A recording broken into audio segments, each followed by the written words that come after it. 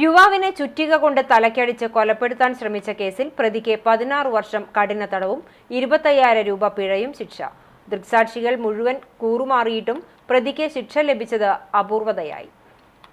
വേലൂർ അയ്യപ്പൻകാവ് കീഴ്ത്തണ്ടിലം പടിഞ്ഞാറൂട്ട് വീട്ടിൽ രവീന്ദ്രൻ മകൻ 37 വയസ്സുള്ള രാജേഷിനെ കൊലപ്പെടുത്താൻ ശ്രമിച്ച കേസിൽ പ്രതിയായ വേലൂർ തലക്കോട്ടുകര ഞാലിക്കരയിലുള്ള പടിഞ്ഞാറൂട്ട് കരുണാകരൻ മകൻ 48 വയസ്സുള്ള മോഹൻദാസിനെയാണ് ചാവക്കാട് അസിസ്റ്റന്റ് സെഷൻ കോടതി വിവിധ വകുപ്പുകളിലായി ആകെ 16 വർഷം കഠിന തടവിനും 25,000 രൂപ പിഴയടയ്ക്കാനും ശിക്ഷിച്ചത്. പരിക്കേറ്റ രാജേഷിന്റെ വലിയച്ഛന്റെ മകനാണ് പ്രതിയായ മോഹൻദാസ്. കുടുംബ വിഷയമാണ് കൊലപാതക ശ്രമത്തിലേക്ക് നയിച്ചത്. കേച്ചേരി വടക്കാഞ്ചേരി റോഡിലുള്ള ഷൈൻ കോംപ്ലക്സിലെ സനീഷ് ഓട്ടോ ഇലക്ട്രിക്കൽസ് എന്ന കടയിലേക്ക് ഇലക്ട്രിക് വയർ വാങ്ങുവാൻ വന്ന രാജേഷിനെ കടയുടെ മുൻവശം വെച്ച് സ്കൂട്ടറിൽ പിന്തുടർന്നുവന്ന പ്രതി ചുറ്റിക കൊണ്ട് തലയിൽ ആഞ്ഞടിക്കുകയായിരുന്നു.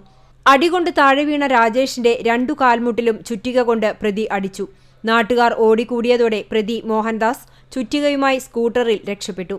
പരിക്കേറ്റ് ചോരയിൽ കുളിച്ചു കിടന്ന രാജേഷിനെ ഉടൻ ആക്സിന്റെ ആംബുലൻസിൽ തൃശൂർ മെഡിക്കൽ കോളേജ് ആശുപത്രിയിൽ പ്രവേശിപ്പിക്കുകയായിരുന്നു.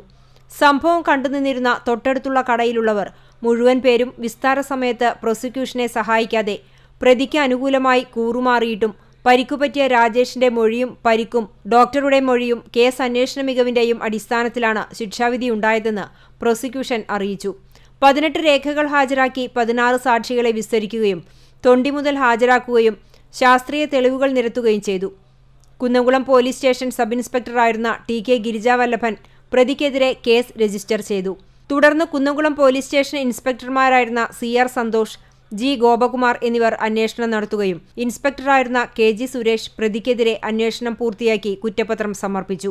പ്രോസിക്യൂഷനു വേണ്ടി additional public prosecutor advocate KR Rajith Kumar ഹാജരായി. കോർട്ട് ലൈസൻസ് ഓഫീസറായ അസിസ്റ്റന്റ് സബ് ഇൻസ്പെക്ടർ PJ സാജനും പ്രോസിക്യൂഷന് സഹായിച്ചു.